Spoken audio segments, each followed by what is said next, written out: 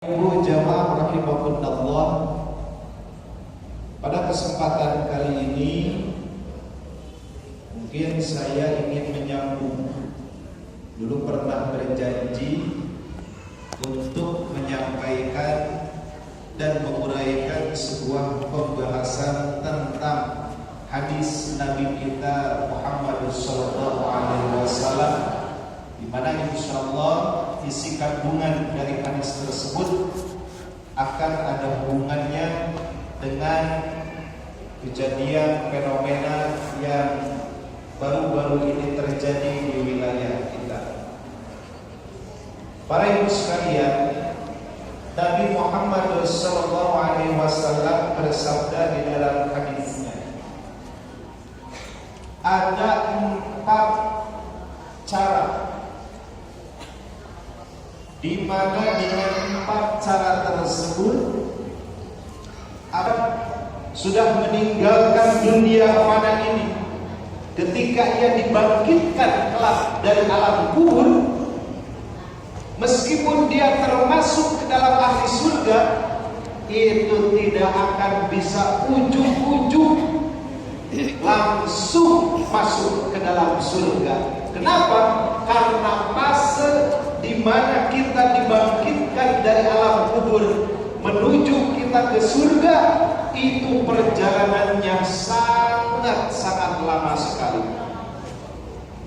Di mana kita harus menunggu ribuan tahun di sebuah tempat yang namanya mauqif atau mahsyar, di mana kita harus menempuh perjalanan menuju hisab, di mana kita harus menuju perjalanan yang disebut dengan mizan, di mana kita harus melewati sebuah jembatan yang disebut dengan sirat, di mana menurut riwayat sirat itu ujungnya adalah surga, bawahnya adalah neraka, sehingga apabila orang tidak bisa melewati jembatan tersebut, tentu dia akan jatuh terjerumus masuk ke dalam neraka. Naudzubillah summa naudzubillah. Perjalanan di sirat itu tidak mudah.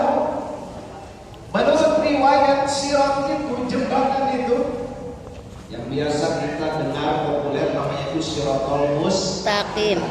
Nah, sebenarnya bukan Shirathul Mustaqim, ini perlu dikoreksi. Nah, jembatan tersebut tanpa mustaqim, namanya itu sirat saja. Kalau Shirathul Mustaqim itu yang ada dalam surah Al-Fatihah, ihdinas shirathal mustaqim, artinya adalah agama Islam, jalan yang lurus. As-shirathul mustaqim, jalan yang lurus, yang dimaksud adalah agama Islam. Sedangkan nanti di akhirat itu bukan Shirathul Mustaqim, namanya itu sirat tanpa mustaqim. Kenapa? Karena perjalanannya tidak semulus, tidak seindah yang kita bayangkan, tidak semudah yang kita impikan, tidak selalu bertaburkan bunga, tidak selalu lurus, jalannya mulus, tidak. Justru jembatan sirat yang kelak akan kita lalui di akhirat itu 1000 tahun kita akan menempuh perjalanan menanjak. 1000 tahun kita akan menempuh perjalanan yang turun. 1000 tahun baru kita akan menempuh perjalanan yang lurus. Nah, disinilah para ibu sekalian, ketika kelak kita dibangkitkan dari alam kubur, para ahli surga itu terbagi ke dalam 2 golongan. Yang pertama, golongan ahli surga itu dia akan menjadi ahli surga, akan tetapi harus ngantri, menunggu giliran, menempuh perjalanan yang sangat panjang. Tidak bisa kita bayangkan ibu, ngantri di akhirat itu, ya, jangan disamakan dengan ngantri kita ketika di dunia. Kita di dunia suka ngantri, pergi ke bank, suka ngantri, kesel. Kalau di bank kita kesel, haus, masih bisa apa? Minum. Kemudian kita terdaftar sebagai penerima bantuan BLT dari Pak Kades. Tapi harus ngantri lama. Kesel loh. Kesel. Ini terlebih bagaimana kita ngantri kelak di akhirat.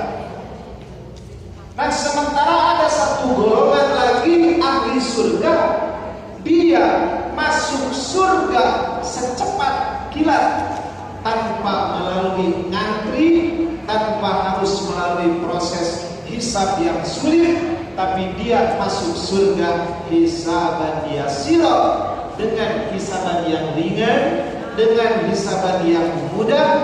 Artinya dia masuk surga dengan penuh kemudahan, dengan penuh kedamaian, dengan penuh keamanan. Nah, ulang dua golongan iya, pengen yang pertama atau yang kedua? Kedua. Hoyong ngantri gelar masuk surga tuh hoyong langsung. Kata baginda Rasul, kalau kamu ingin masuk surga bisalam dengan penuh kedamaian, dengan penuh ketentraman, dengan penuh keamanan dan kemudahan, maka kuncinya ada 4. Ya saudari ibu. 4. Seueur pun opat. Bari teu kudu opat anana urang biasa dina opat salah sahijina oge biasa. Syukur-syukur ayeuna opat anana urang biasa diamalkeun. Mungkin lebih cepat dari kilat kita masuk surga. Ada yang lebih cepat dari kilat? Kecepatan apa sekarang menurut ahli, menurut ilmu pengetahuan itu kecepatan cahaya termasuk ke dalam sesuatu yang lebih cepat. Padahal ada yang lebih cepat lagi apa? Buruk yang menjadi kendaraan yang ditumpangi oleh baginda Rasul ketika beliau Isra dan Mi'raj. Para ibu sekalian, yang pertama kata Nabi Absus salam. Mun urang hoyong lebat surga tanpa hisaban anu ribet, tanpa ngantri lami, kahiji kedah absus salam. Apa itu absus salam? Memiliki dua makna.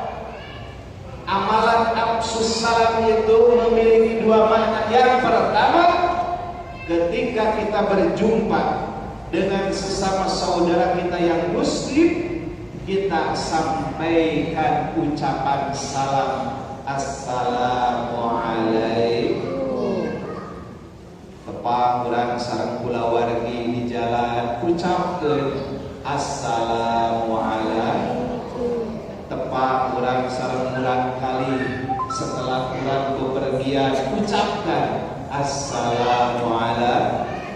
Tepang urang sareng tatanggi di jalan tong ngaraos berat ucapkan kurang assalamualaikum.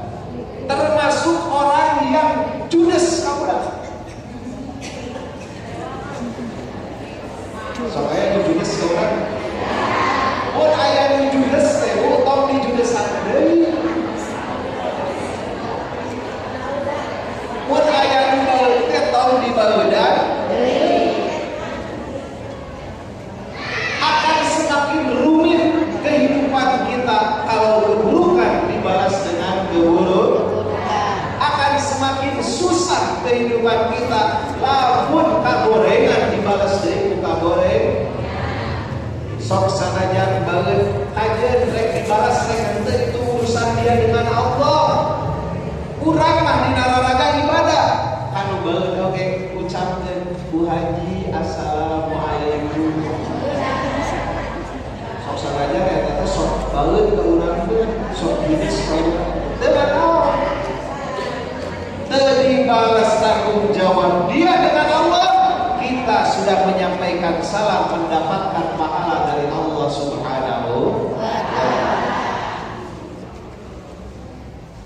Mulih ka bumi tepat sareng caroge ucapkeun pasok tara alhamdulillah. Ternyata simpel yang dekat surga nya. Jangan sampai perasaan ego yang mengalahkan, motivasi keinginan kita untuk beribadah kepada Allah dengan sesuatu yang simpel, dengan sesuatu yang mudah. Hari mengucapkan salam, abah terus capek tebarkan, ucapkan salam dengan siapapun kita berjumpa, baik itu orang yang kita kenal atau tidak kita kenal, baik itu teman kita, sahabat kita, bahkan sampaikan salam kepada orang yang memusuhi kita. Itu pengertian pertama dari afsus salam. Kita sering rajin menyampaikan ucapan assalamualaikum. Yang kedua, pengertian dari afsus salam atau ifsya'us salam adalah kita bertindak, berbuat, melakukan, mengucapkan sesuatu yang bisa menjadikan suasana yang aman, damai, tenang, tertib, dan kondusif. Artinya apa? Hindari perbuatan-perbuatan yang sekiranya bisa menimbulkan konflik.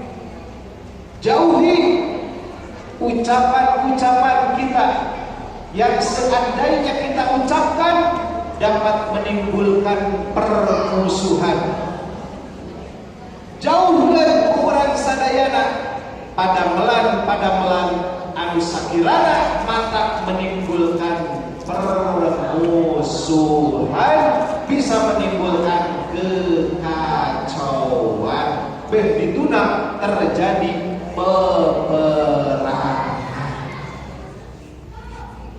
Jangan sampai kita melakukan sesuatu yang bisa menimbulkan konflik. Jangan sampai kita mengucapkan sesuatu yang bisa menimbulkan perpecahan dan permusuhan. Tebarkan kedamaian, sampaikan kedamaian, lahirkan kedamaian, ketenangan, kedamaian dari lingkungan terkecil kita. Apa lingkungan terkecil kita? Keluarga. Salaki jeung pamajikan ulah parasehat. Cobi bayangkan ketika lingkungan terkecil, mun lingkungan terkecil na teu damai, teu aman, ya. Setiap kehidupan anak teh di lebat keluarga, seluas apapun rumah yang dia tempati, kalau suami istri nanti akur, itu bakal terasa sumpah.